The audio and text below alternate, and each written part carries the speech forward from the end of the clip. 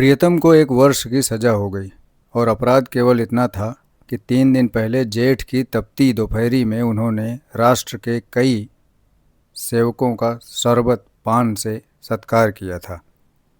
मैं उस वक्त अदालत में खड़ी थी। कमरे के बाहर सारे नगर की राजनैतिक चेतना किसी बंदी पशु की भांति खड़ी चित्कार कर रही थी। मेरे प्राणधन हथकड़ियों में जकड़े हुए लाए गए। चारों ओर सन्नाटा छा गया। मेरे भीतर हाहाकार मचा हुआ था, मानो प्राण पिघला जा रहा हो। आवेश की लहरें सी उठ उठकर समस्त शरीर को रोमांचित किए देती थी। ओह, इतना गर्व मुझे कभी नहीं हुआ था पहले। वो अदालत, कुर्सी पर बैठा हुआ अंग्रेज अफसर, लाल जरीदार पगड़ियाँ बांधे हुए पुलिस के कर्मचारी, सब मेरी आंखों में तुच्छ जान पड़ते थे। बार बार जी में आता था दौड़कर जीवन धन के चरणों में लिपट जाऊं और उसी दशा में प्राण त्याग दूं। दोस्तों, किस्सा कहानी में आपका स्वागत है। मैं हुमान सिंह और आज मैं आपके सामने एक नई कहानी लेकर के आया हूं जिसका नाम है अनुभव। तो मैं बिना ज़्यादा टाइम लिए स्टार्ट करता हूं। बस आपसे एक रिक्वेस्ट है, अगर आप चैनल पर नए हो तो प्लीज़ चैनल सब्सक्राइब कर लीजिए और बेल आइकॉन ज़रूर दबा दिया करिए। उससे क्या आपको आने वाली मेरी कहानियों के नोटिफिकेशन आ जाएंगे। और प्लीज़ शेयर कर दिया करो लोगों को जिसको कहानियाँ सुनना पसंद हो। तो मैं बिना ज़्यादा टाइम लिए स्टार्ट करता हूँ अनुभव। कितनी शांत, अविचलित, तेज और स्वाभिमान से प्रदीप्त मूर्ति थी। ग्लानि, विषाद या शोक की छाया भी न थी। नहीं, उन ओठों पर एक स्फूर्ति से भरी हुई मनोहारिणी तेजस्वी मुस्कान थी। इस अपराध के लिए 1 वर्ष का कठिन कारावास, वाह रे न्याय, तेरी बलिहारी है। मैं ऐसे 1000 अपराध करने को तैयार थी। प्राणनाथ ने चलते समय एक बार मेरी आंखों में देखा, कुछ मुस्कुराए, फिर उनकी मुद्रा कठोर हो गई। अदालत में लौटकर मैंने 5 रुपए की मिठाइयाँ मंगवाई और स्वयं सेवकों को बुलाकर खिलाया। और संध्या समय मैं पहली बार कांग्रेस के जलसे में शरीक हुई। शरीक ही नहीं हुई, मंच पर जाकर बोली और सत्याग्रह की प्रतिज्ञा ले ली। मेरी आत्मा में इतनी शक्ति कहाँ से आ गई नहीं कह सकती। सर्वस्व लुट जाने के बाद किसकी शंका और किसका डर। विधाता का कठोर से कठोर आघात भी अब मेरा क्या अहित कर सकता था। दूसरे दिन मैंने 2 तार किए, एक पिताजी को, दूसरा ससुर जी को। ससुर जी पेंशन पाते थे, पिताजी जंगल के महकमे में अच्छे पद पर थे। पर सारा दिन गुजर गया, तार का जवाब नदारद। दूसरे दिन भी कोई जवाब नहीं। तीसरे दिन दोनों महाशयों के पत्र आए। दोनों जामे से बाहर थे। ससुर जी ने लिखा, आशा थी तुम लोग बुढ़ापे में मेरा पालन करोगे। तुमने उस आशा पर पानी फेर दिया। अब क्या चाहती हो, मैं भिक्षा मांगूं? मैं सरकार से पेंशन पाता हूं। तुम्हें आश्रय देकर मैं अपनी पेंशन से हाथ नहीं धो सकता। पिताजी के शब्द इतने कठोर न थे, पर भाव लगभग ऐसा ही था। इसी साल उन्हें ग्रेड मिलने वाला था। वो मुझे बुलाएंगे तो संभव ग्रेड से वंचित होना पड़े। वो मेरी सहायता मौखिक रूप से करने को तैयार थे। मैंने दोनों पत्र फाड़कर फेंक दिए और उन्हें कोई पत्र ना लिखा दोबारा।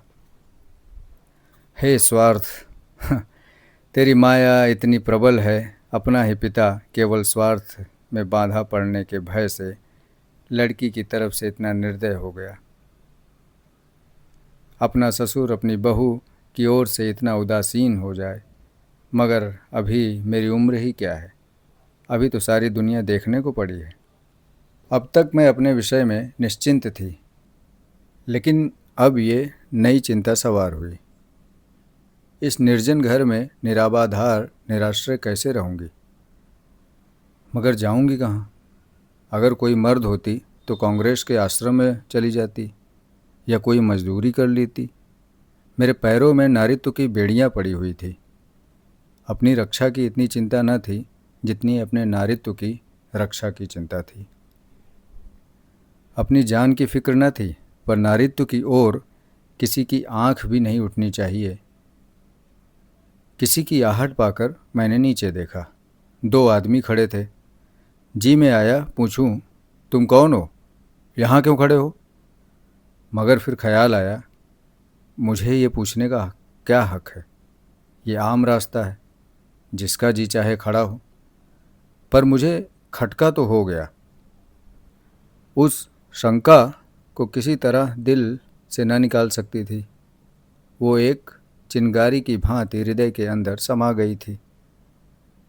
गर्मी से देह फूंकी जाती थी, पर अपने कमरे का द्वार भीतर से बंद कर लिया।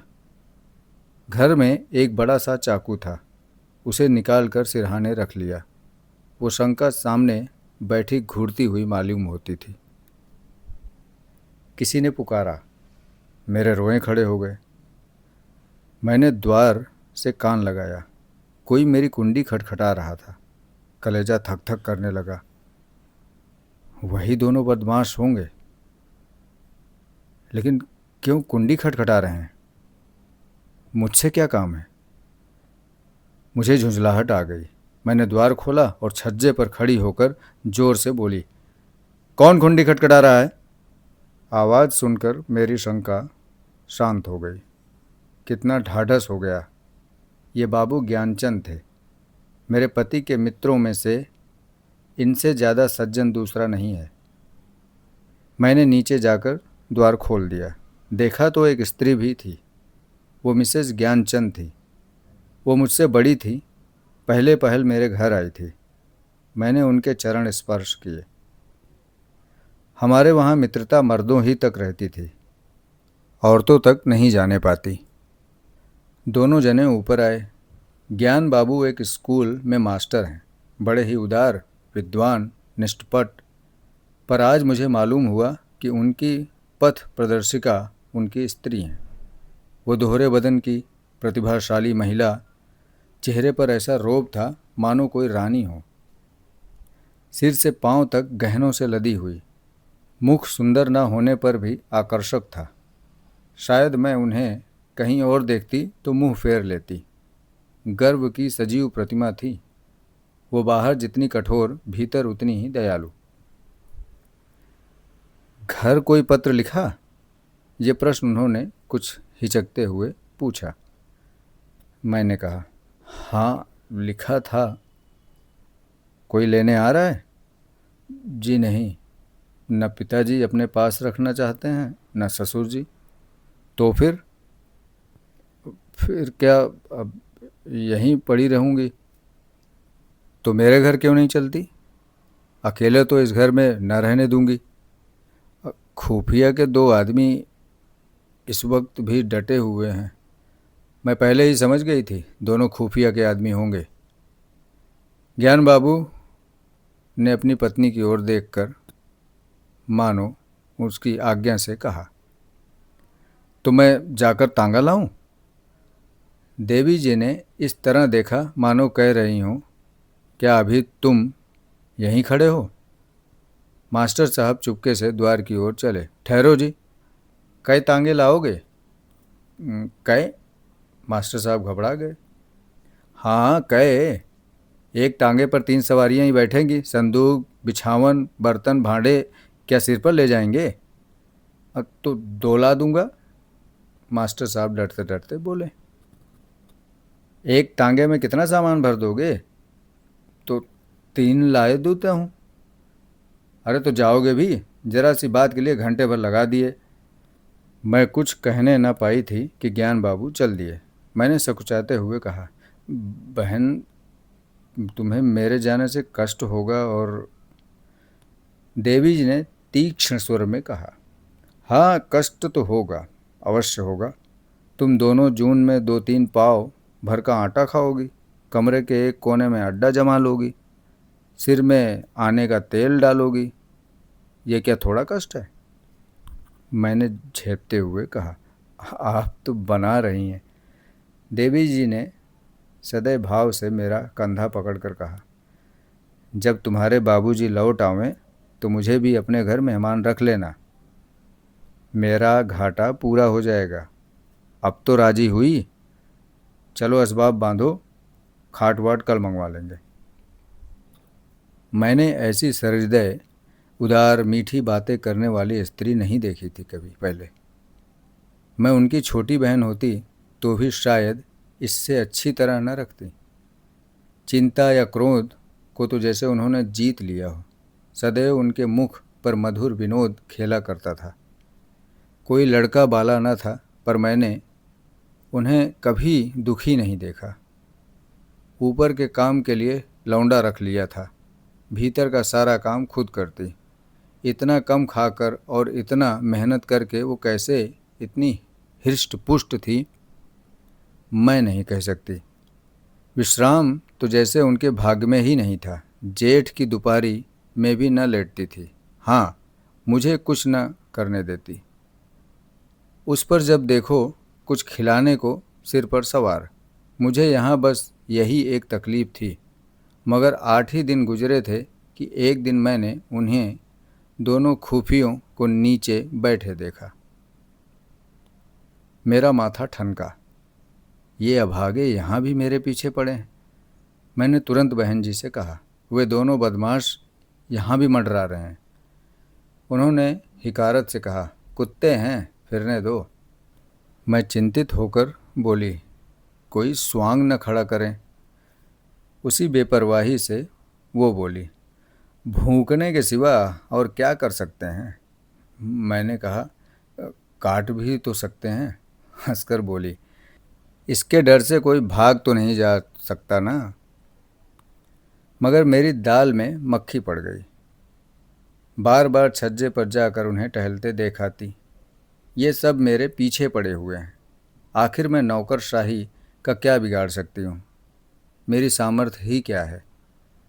क्या ये सब इस तरह से मुझे यहाँ से भगाने पर तुले? इससे उन्हें क्या मिलेगा?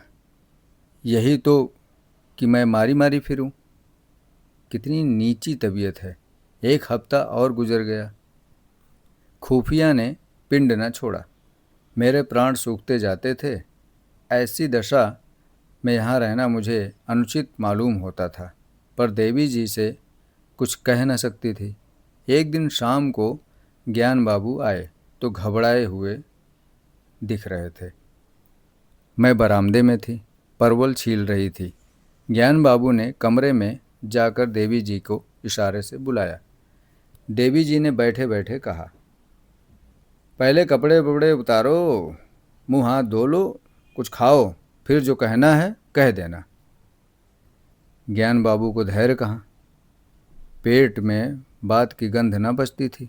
आग्रह से बुलाया, तुमसे उठा नहीं जाता, मेरी जान आफत में है। देवी जी ने बैठे बैठे कहा, तो कहते क्यों नहीं, क्या कहना है? यहाँ आओ। क्या यहाँ कोई बैठा हुआ है? मैं वहाँ से चली। बहन ने मेरा हाथ पकड़ लिया। मैं जोर करने पर भी न छुड़ा सकी। ज्ञान बाबू मेरे सामने न कहना चाहते थे, पर इतना सब्र भी न था कि जरा देर रुक जाते। बोले, प्रिंसिपल से मेरी लड़ाई हो गई। देवी जी ने बनावटी गंभीरता से कहा, सच? तुमने उसे खूब पीटा ना? तुम्हें दिल लगी सूझती है, यहाँ नौकरी जा रही है। जब ये डर था तो लड़े क्यों? मैं थोड़े ही लड़ा, उसी ने मुझे बुलाकर डांटा, बेकसूर। अब तुम्हें क्या बताऊं? फिर वही पर्दा। मैं कह चुकी, ये मेरी बहन है, मैं इससे कोई पर्दा नहीं रखना चाहती। और जो इन्हीं के बारे में कोई बात हो तो? देवी जी ने जैसे पहेली बुझाकर कहा, अच्छा समझ गई, कुछ खुफियों का झगड़ा होगा। पुलिस ने तुम्हारे प्रिंसिपल से शिकायत की होगी। ज्ञान बाबू ने इतनी आसानी से अपनी पहेली का बुझा जाना स्वीकार न किया। बोले, पुलिस ने प्रिंसिपल से नहीं, हाकिम जिला से कहा। उन्होंने प्रिंसिपल को बुलाकर मुझे जवाब तलब करने का हुक्म दिया। देवी जी ने अंदाज से कहा, समझ गई, प्रिंसिपल ने तुमसे कहा होगा कि उस स्त्री को घर से निकाल दो। हाँ, यही समझ लो। तो तुमने क्या जवाब दिया? अभी कोई जवाब नहीं दिया वहाँ खड़े खड़े क्या कहता। देवी जी ने उन्हें आड़ो हाथ लिया। जिस प्रश्न का एक ही जवाब हो सकता है तो उसे सोच विचार क्यों? ज्ञान बाबू सिटपिटाकर बोले, लेकिन कुछ सोचना तो जरूरी था। देवी जी की त्योरियां बदल गई। आज मैंने पहली बार उनका ये रूप देखा। बोलती हैं, तुम उस प्रिंसिपल से जाकर कह दो मैं उसे किसी तरह नहीं छोड़ सकता, और ना माने तो इस्तीफ़ा दे दो। अभी जाओ, लौटकर हाथ मुंह बाद में धोना। मैंने रोकर कहा, बहन मेरे लिए? देवी ने डांट बताई, तू चुप रह, नहीं कान पकड़ लूँगी। तू क्यों बीच में कूदती है? रहेंगे तो साथ रहेंगे, मरेंगे तो साथ मरेंगे। इस मर्दुए को मैं क्या कहूँ? आधी उम्र बीत गई और बात करना ना आया। पतिदेव से, खड़े क्या सोच रहे हो? तुम्हें डर लगता हो तो मैं जाकर कह आऊँ? ज्ञान बाबू ने खिसियाकर कहा, तो कल कह दूंगा, इस वक्त कहाँ कौन होगा कौन जाने। रात भर मुझे नींद नहीं आई।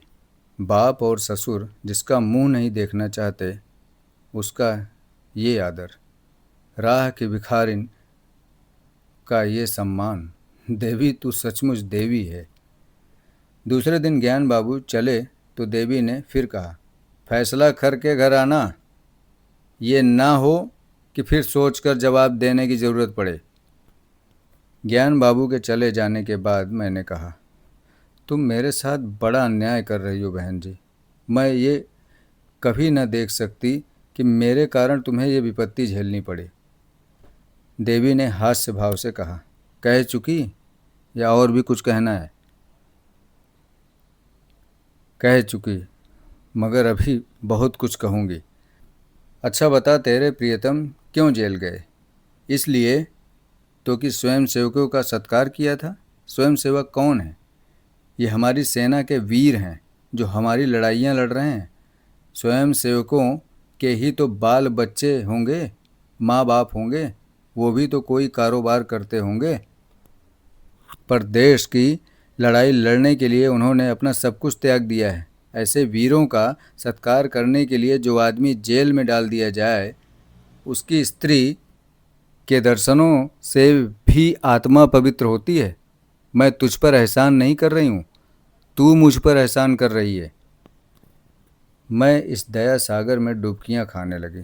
बोलती क्या। शाम को जब ज्ञान बाबू लौटे तो उनके मुख पर विजय का आनंद था। देवी जी ने पूछा, हार की जीत? ज्ञान बाबू ने अकड़ कर कहा, जीत। मैंने इस्तीफ़ा दे दिया तो चक्कर में आ गया। उसी वक्त हाकिम जिला के पास गया। वहाँ न जाने मोटर पर बैठकर दोनों में क्या बातें हुई। लौटकर मुझसे बोला, आप पॉलिटिकल जलसों में तो नहीं जाते? मैंने कहा, कभी भूलकर भी नहीं। कांग्रेस के मेंबर तो नहीं हैं? मैंने कहा, मेंबर क्या, मेंबर का दोस्त भी नहीं। कांग्रेस फंड में चंदा तो नहीं देते? मैंने कहा, कानी कौड़ी भी कभी नहीं देता। तो हमें आपसे कुछ नहीं कहना है। मैं आपका इस्तीफ़ा वापस करता हूँ। देवी जी ने मुझे गले लगा लिया। दोस्तों, ये थी मुंशी प्रेमचंद जी की कहानी अनुभव। दोस्ती की मिसाल और त्याग और समर्पण के ऊपर ये कहानी थी। आप लोगों को कैसी लगी कमेंट बॉक्स में ज़रूर लिख कर बताइएगा, और शेयर भी कर दिया करो यारों, और चैनल को सब्सक्राइब कर लीजिए अगर नहीं किए हो। बेल आइकॉन ज़रूर दबा देना। मिलते हैं अगली कहानी में फिर से नई कहानी के साथ। अपना ख्याल रखिए, अपनों का ख्याल रखिए।